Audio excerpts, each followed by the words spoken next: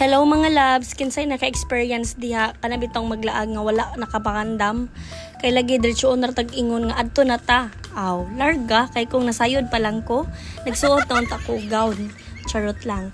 So kagapon mga loves nangadto day mi sa wholesale, halsile, basta kamo na bahala kung sao ninyo na pagbasa kay ako naglisod ko.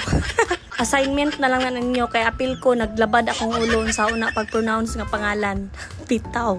Kagahapon mga labs nag-adto mi sa Halsile, isa sa pinakasikat nga tourist spot diri sa Misor. So kay naaman mi bisita, amo silang gitor dere kay para malingaw pod sila ug makakaingon pod sila nga nindot pa na diri ang lugar sa Misor. So ayaw na lang na ninyo bantay ang akong tingog mga labs kay murag pagaw pagyapon. Ambot wala na pod ko nakasabot ani, murag giganahan na lang pod siguro siya nga dili na mo balik sa normal ang akong tingog para dili na pod kay alingasa. Pero kay nag-awat-awat man nagita aning mag voice over ko no. Mirisi na gyud ni dili na gini mo balik sa normal.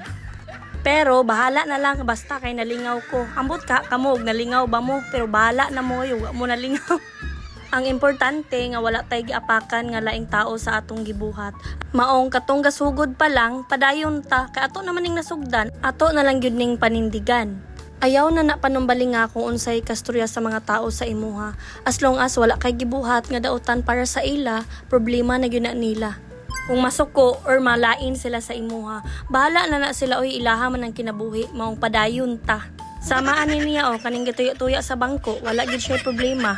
Daw be kay gikapoy naman mig tuyok didto, malhin na pud ming laing lugar kay pilingon man lagi ta.